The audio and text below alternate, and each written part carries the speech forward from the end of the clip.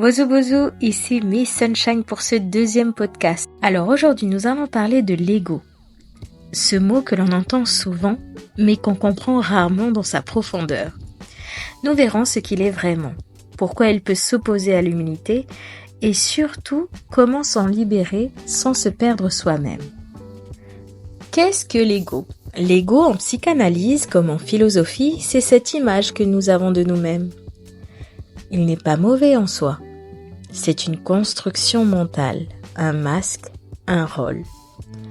C'est ce qui dit « moi je suis ceci » ou « je ne veux pas cela ». C'est ce qui nous fait dire « j'ai raison » ou « je dois me défendre ». Mais attention, l'ego, ce n'est pas ton âme, ce n'est pas ta conscience profonde, ni ton être véritable. L'ego, c'est ce qui te protège, mais parfois, il t'enferme. Il te fait croire que tu dois prouver ta valeur alors que tu es déjà précieuse. L'ego et l'humilité opposées ? Ah, l'humilité, c'est un pilier fondamental dans la culture kanak. L'humilité, ce n'est pas s'écraser, ce n'est pas se dire « je ne vaux rien ». L'humilité, c'est reconnaître la vérité de ce que l'on est, sans fierté excessive, sans honte. L'ego, lui, a peur d'avoir honte. Il a peur d'avoir tort. Il veut être admiré, contrôlant, parfois même arrogant. J'ai dit parfois, non, je dirais plutôt souvent même arrogant. Donc oui, dans un sens, l'ego est l'opposé de l'humilité, car il te coupe de ta paix intérieure. L'humilité, elle, te reconnecte à ton cœur, à la terre et à tes ancêtres, tandis que l'ego te pousse à te comparer aux autres, à te défendre et à lutter. Pourquoi est-il si difficile de s'en défaire ? Parce que l'ego se nourrit de blessures. Ces blessures-là, elles se forment dès l'enfance, en général entre 0 et 7 ans. Quand on a été ignoré, humilié, jugé ou rejeté, il devient alors une armure. Je n'ai besoin de personne, je vais montrer que je suis forte. Mais cette force-là est souvent fatigante. Et surtout, elle nous éloigne de notre vraie puissance, qui est douce, ancrée et intuitive. Comment s'en libérer ? Voici quelques pistes simples mais puissantes. Premièrement, observer sans juger.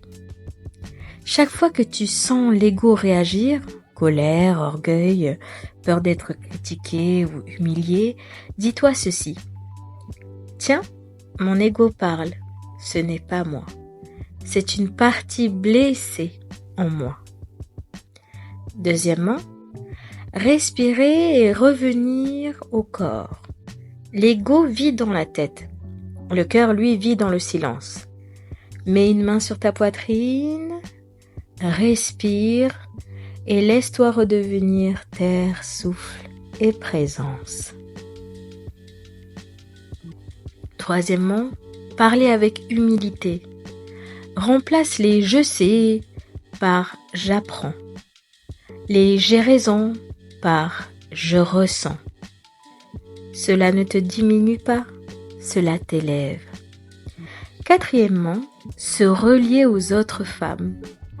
Quand des femmes se parlent sans masque, elles guérissent. Entre sœurs, dans la parole vraie, l'ego n'a plus besoin de dominer. Il peut se reposer. Sache enfin que tu n'as rien à prouver, car tu es déjà digne. Tu n'as rien à défendre, car ta lumière parle pour toi. Déposer l'ego, ce n'est pas disparaître, c'est laisser apparaître ton vrai visage, celui que tes ancêtres reconnaissent. Je t'invite donc à revenir souvent à cette question. Suis-je en train de protéger mon image ou d'exprimer ma vérité ? Et souviens-toi de ceci, l'humilité est l'une des plus grandes forces de l'humanité. Merci d'avoir partagé ce moment.